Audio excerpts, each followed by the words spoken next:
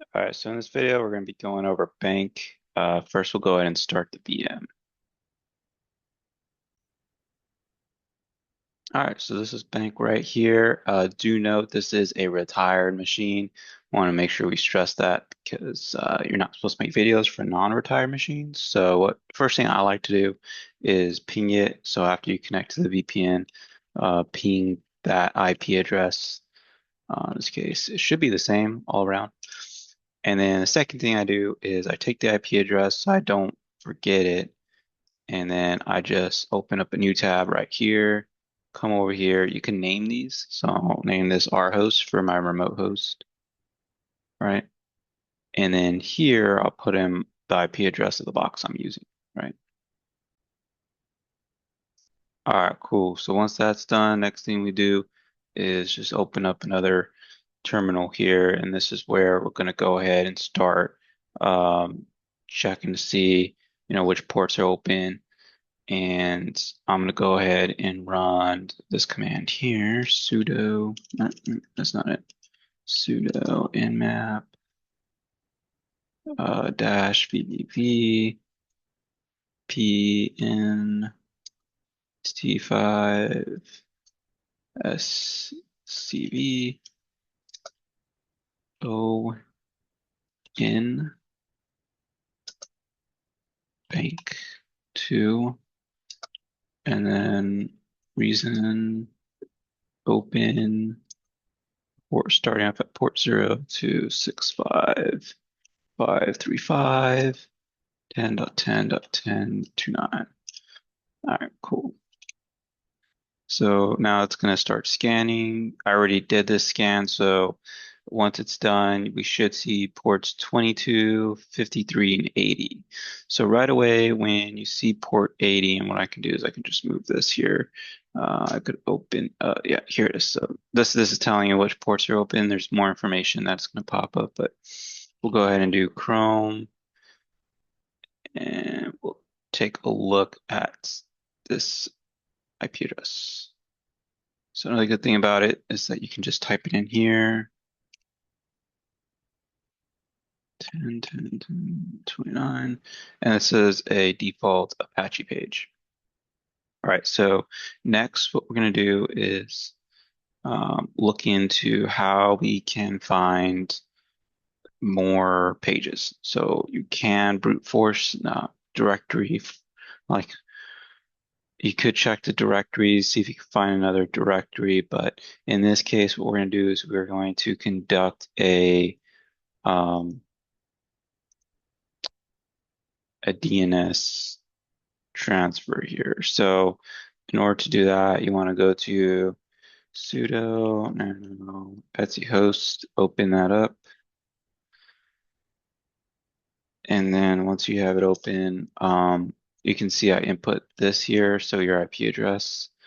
And I already know what domains are going to come from that DNS lookup, but you want to add bank.htb. And then if you want, you could pause it and add the rest of these because when we do our DNS um, transfer here, we will find all these other ones and we'll have to enter them. Okay, so Control O, Control X, Control X, so Control Q. Hold on, see what's going on here. Control X, oops, X, Control X. Okay, so now that we have that done, we'll go ahead and do the transfer. So this is it right here. This is going to do the dig and do the DNS transfer. So when we do it, boom, we get the rest of the DNS names, and we can put this into our um, host file so that we can resolve them. And you'll notice that this bank.htb is actually a site. So if we go to it, we'll just go over to that. All right. So, bank.htb, bam. And this has a site. Great. So we don't have the login credentials, but when we look at other directories, we'll find, and this is where we start to do dirbuster, and there's actually um, a dirbuster medium It's a medium word list. So if I go here, locate, right, Durbuster, you can see all of them here. So we'd probably go for the Durbuster, medium, lowercase, word list. And this is the one that should find the directory. So in order to do that, go. I'm pretty sure you don't have to use Durbuster. You can really use anything as long as you're using that word list.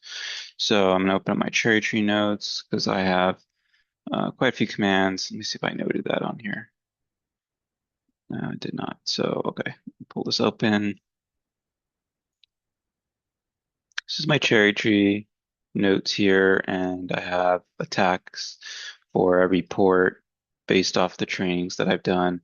And for service enumeration, one of the biggest ones would probably be, your HTTP ones, right? So then that would be under HTTP. And if we go here, you can see I have these ready to go. We have one for dir search. We have another for dir. We have GoBuster.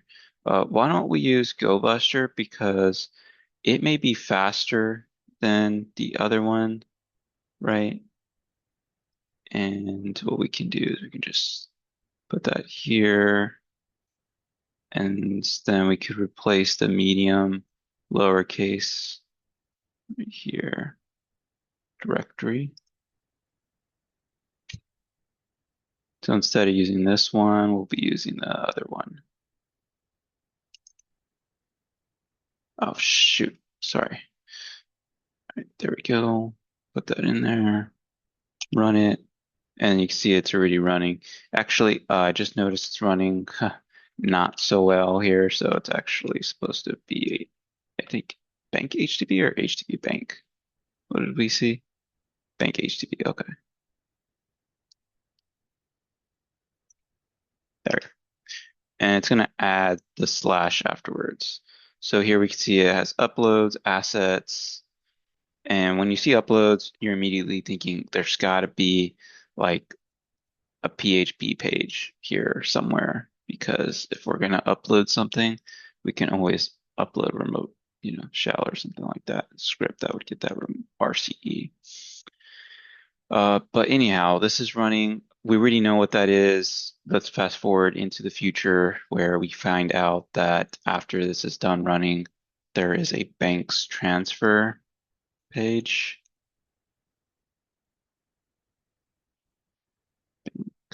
Transfer. And before I go into that, let me put my notes here. But no, it's not here. So bank transfer, balance transfer. Okay, balance transfer. Yeah, that's what I meant to say.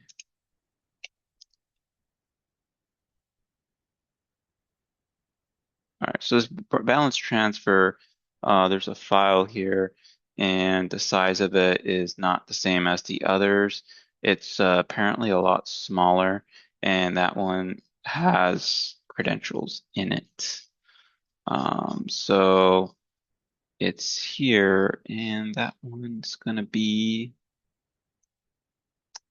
this specific file, which looking here at the sizes is around the 200s. Let's see if we could spot it just quickly. This reminds me when I was a kid and I used to scroll through the cable channels trying to find my cartoons. But we're just gonna scroll through this. Da, da, da. Let's see if I can find it. If I can't, use the power of forwarding to the future to find it.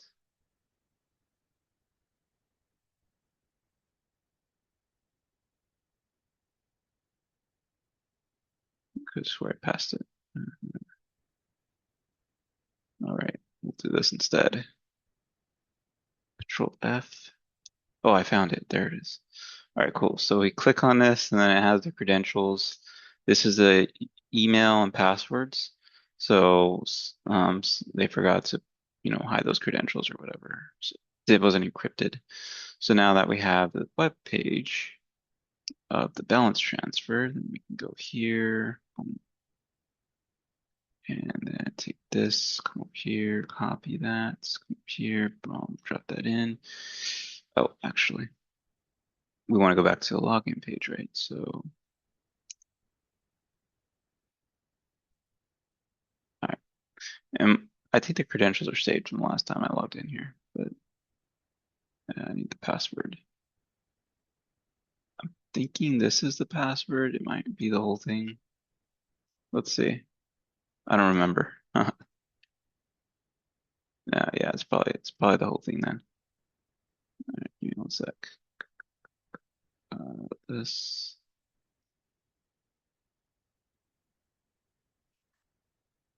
Yeah, definitely not brute forcing that. All right, sure, save it. So here you can see the funds, but when we go to support, they've got this ability to upload pages. We'll do test three, choose a file, and in this case, what I've done is I'm going to upload a PHP reverse shell, but its extension has to be .htb, otherwise it will not work. So what we're going to do is we're going to actually open this up, and I don't think that's the file we want. It's this one here. So this is a PHP monkey, I believe, reverse shell. And if we go here, you can see the local IP address, which should be yours, and the port you'll be listening on. So if I go here, you can see that mine is 10.10.14.63, 10.10.14.63. So the same one will actually work. So I don't have to modify it, but you will. You have to modify this, right? So modify that, repeat import. All right, next we'll go back over to our terminal. And this is where I like this because it's keeping us clean and neat. I remember when I used to first start off, I had 50 billion terminals open. And I thought I was cool until I realized I couldn't find which one I was working in. So that doesn't happen anymore, right? Come a long way. Come a long way. Not a rookie anymore. I mean, I'm kind of still rookie. But anyhow, we're going to go ahead and do netcat, and then let me pull up the rest of the commands.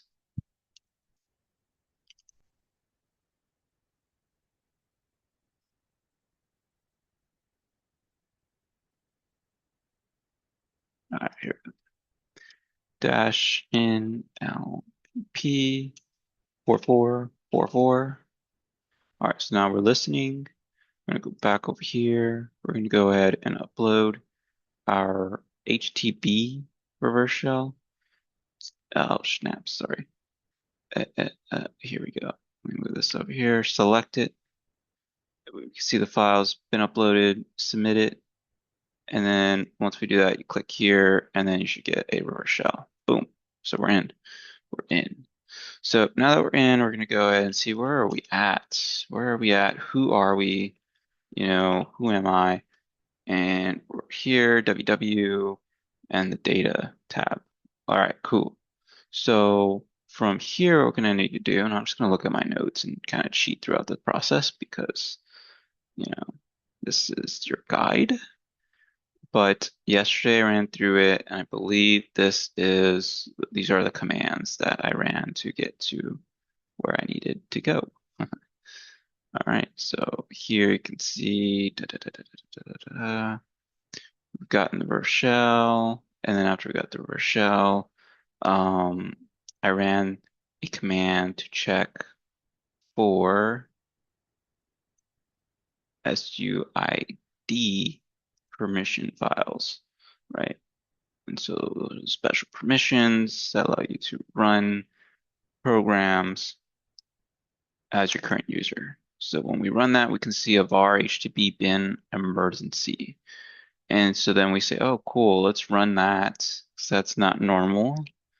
And I'm pretty sure if you did linps or something, you'd probably have found this out. Probably would have found this out anyways, but now you're seeing it here. Run that. And when that's running, we can just do who am I? And we're root. So now You can go cd backpack, pwd, ls, cd root, ls, cat root dot text. And I won't do it here because according to Hack the Box like policy, you're not allowed to share the flags, but I'm showing you how to get to that, right? And then for the other one, you go cd backpack, cd home, uh, ls, cd chris, right, ls, and then you do cat user dot text. So you guys, this is a quick and easy way how to get from point A to point B. Along the way, you learn my methodology. You can see this is still running. We're not gonna let that hold us because, you know, we got things to do, but here's the in-map output. And so what I recommend you do is in the future, just put in-map here. For this one, you can put like dir, so you're dir busting there, and then just keep track of your tabs this way, all right?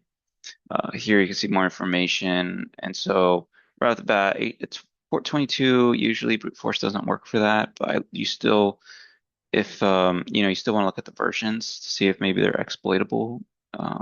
50, try what we did earlier with the DNS transfer, and then port 80. You know, that's always a gold mine. So just trying to figure out or trying to robust those HTTP type sites. But then looking at the server version, because that could actually get you in as well. So, hey guys, I hope you enjoyed the video. This was a quick one. All right. Hope you like and subscribe. Danny out.